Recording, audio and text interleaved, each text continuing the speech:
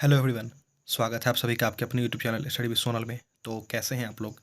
इस वीडियो में हम बहुत इंपॉर्टेंट बात करने वाले हैं कि आप सब के रिलेटेड जो आप सब लोगों के क्वेश्चन होते थे हैं। बहुत सारे लोग मुझसे ये पूछते हैं कि मैं इतने सारे पेपर देता हूँ बट मेरा एग्ज़ाम क्लियर नहीं होता है। मैं बहुत सारे मॉक लगाता हूँ, बहुत सारी चीज़ों की प्रैक्टिस करता हूँ, मेरा बेसिक क्लियर है, मेरा एग्ज़ाम क्लियर क्यों नहीं हो रहा है? तो ये सिंपल सी बातें हैं, इस वीडियो में आपको मैं बताने वाला हूँ। ये तो मैंने जो लिखा हुआ है quant, reasoning, English, general awareness और मॉक टेस्ट, ये सब हमारा सब्जेक्ट है जो कि सब पढ़ रहे हैं। बट हम क्या अलग पढ़ें, क्या किस तरीके से पढ़ें जो हमारा सिलेक्शन हो पाए, किस तरीके से मॉक टेस्ट लगाएं, किस तरीके से चीज़ों को करें कि मेरा सिलेक्शन इसी बार इस पे एक लॉग में हो जाए। ठीक है, मैं इस पे एक एक पॉइंट आपके साथ बताने वाला हूँ, बहुत आपके काम की चीज़ें बताने वाला हूँ। तो प्लीज़ अगर वीडियो को पूरा देख लीजिएगा। ये वीडियो बहुत ही छोटी वीडियो है ये, तो मैं इसको ज़्यादा लंबा नहीं खींचा हूँ। बहुत कम टाइम में आपका टाइम कम बर्बाद करते हुए मैंने आपको बताने की कोशिश किया है कि किस तरीके से आपको करना है और कैसे कैसे किस चीज़ों पे ध्यान देना है। तो आप चलिए शुरू करते हैं। इससे पहले मैं बता दूं कि आज जो स्मार्ट कीड़ा का मॉक टेस्ट आप सब लोग को पता है, एग्ज़ाम से रिलेटेड उसका कंटेंट होता है। उसमें 25% का डिस्काउंट चल रहा है, उसका आज लास्ट डेट है। तो सोनल 10 कोड अपना है, वह उस यदि आप लोगों ने, बहुत सारे लोग ले चुके हैं, जो लिए हैं वो बिल्कुल उसका मॉक को लगाइए। बहुत सही एग्ज़ाम रिलेटेड से रिलेटेड उन उसका मॉक टेस्ट होता है बहुत। और जो लोग प्लान कर रहे हैं तो परचेस कर सकते हैं। ठीक है, तो लिंक को मैं डिस्क्रिप्शन बॉक्स में डाल दे रहा हूँ। बाकी अब चलिए शुरू करते हैं।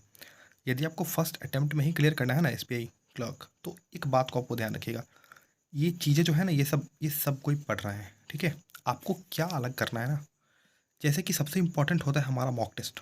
आप जब मॉक टेस्ट लगाते हो तो आप एक चीज़ का ध्यान रखो उसमें कि जिस भी टॉपिक में, क्वांट, रीजनिंग, इंग्लिश, जीए, जिस भी टॉपिक में, जैसे मान लो क्वांट में किसी सब ऐसा चैप्टर आ गया जिसमें आपको दिक्कत हो रहा है, उसमें जैसे मान लो क्वांट में मैं ले लेता हूँ परसेंटेज, ये एक चैप्टर अर्थमेटिक का जिसमें आपको दिक्कत आ रहा है। उसमें आपने मॉक लगाया, एक क्वेश्चन में आपको दिक्कत आ गया, तो आप क्या करते हो पता है? वो क्वेश्चन को छोड़ देते हो कि मैंने तो परसेंटेज पढ़ा ही था, ये क्वेश्चन नहीं बना, आगे वाला आएगा तो बन ही जाएगा। पता है दिक्कत वहीं पे हो जाती है कि आप उस टाइप के क्वेश्चन को छोड़ दिए। मान लो वही क्वेश्चन सेम आपके रियल पेपर में आ गया, तो आप क्या करोगे? ये आपने सोचा है कभी? ये कोई नहीं सोचता, पता है। यही चीज़ें हमको धीरे धीरे और पीछे लेके चली जाती है। तो ये बातें बिल्कुल ध्यान में रखना है कि जैसे क्वांट में हमारा हुआ था, तो क्वांट में उस चैप्टर को, तो उस टाइप के क्वेश्चंस में आप देखो कि क्या आपने उसको पढ़ा था, नहीं पढ़ा था, तुरंत उसकी बेसिक क्लियर कर लो और उस टाइप के 10-20 जितने भी क्वेश्चन के प्रैक्टिस कर सकते हो करो, उसी टाइम करो। ये नहीं कि कल करेंगे परसों करेंगे, क्योंकि कल परसों कभी होता नहीं है। आप सब लोग को पता है दोस्तों कि जितना फॉर्म में वैकेंसी आती है किसी भी फॉर्म में, उसके कितने गुना बच्चे फॉर्म भर देते हैं, आप सबको पता है। हम, हाँ, सबको पता है कि कंपटीशन उतने लोगों से नहीं होता है। बट आप हमेशा याद रखो कि जितने फॉर्म भरते हैं उसके 10 गुना 20 गुना स्टूडेंट ऐसे होते हैं जो सच में दिन रात मेहनत कर रहे होते हैं। तो उसमें से आपको चुन के आना, उस 10 गुना में से आपको आना है। पता है, जिन जिन का भी प्रीलिम्स निकलता है ना, वो लोग भी बहुत मेहनत करते हैं, क्योंकि प्रीलिम्स भी इतनी आसानी से नहीं निकलता है। यदि आप सब लोगों ने पेपर दिया होगा तो आपको पता होगा कि प्रीलिम्स भी निकालना कितना मुश्किल है। जो लोग बहुत दिन रात मेहनत करते हैं उन्हीं का प्रीलिम्स भी निकल पाता है। फिर जो उससे भी ज़्यादा मेहनत करते हैं वो मेंस निकाल पाते हैं। फिर जो उससे भी ज़्यादा मेहनत करते हैं वो सिलेक्शन तक पहुंच पाते हैं। तो आपको तीसरा वाला बनना है जो सबसे ज़्यादा मेहनत करे। आपको सबसे भीड़ को छाटना है, आपको भीड़ का हिस्सा नहीं बनना है। सबसे पहली बात तो आप ये देख लीजिए, किसी भी कॉम्पिटिटिव एग्जाम को पास करने के लिए आपको भीड़ का हिस्सा बन के चलना ही नहीं है। आपको भीड़ से अलग करना है, आपको ज़्यादा पढ़ना है, आपको मेहनत ज़्यादा करना है। क्योंकि एक बात आप दिमाग में बैठा लो हमेशा कि एवरेज जो है ना पढ़ाई, वो सब कर रहे हैं मेरे दोस्त। तो आप ना वो मत बनो। या तो आप पढ़ो, तो शिद्दत से पढ़ो, दिन रात एक कर दो पढ़ने में, या तो आप छोड़ दो।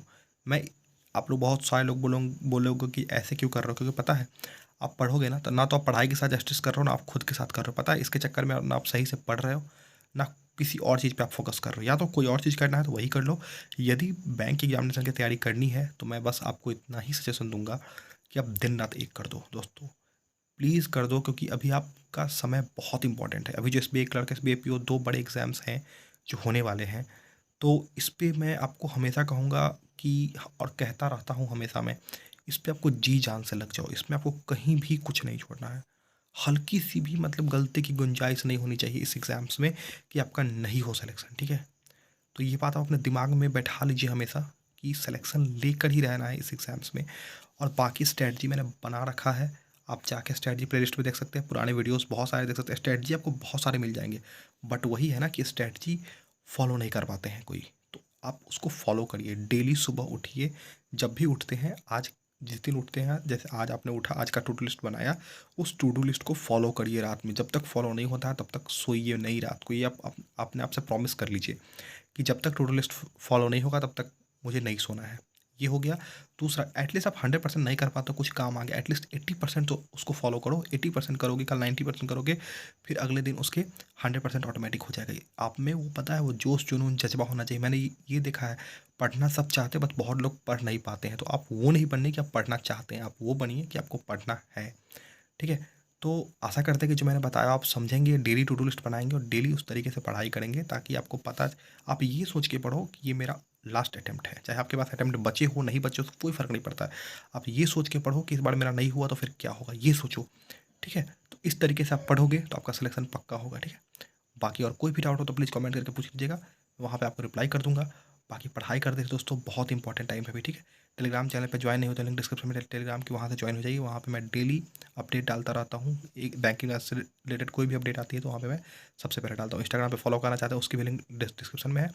और चैनल पे नए हैं तो प्लीज़ चैनल सब्सक्राइब कर लीजिए और बेल आइकन प्रेस करके नोटिफिकेशन ऑन कर लीजिए। मिलते हैं जल्दी नए वीडियो के साथ। Bye, take care, all the best. पढ़ाई करते रहिए, वो बहुत इंपॉर्टेंट है। ठीक है? Bye, take care.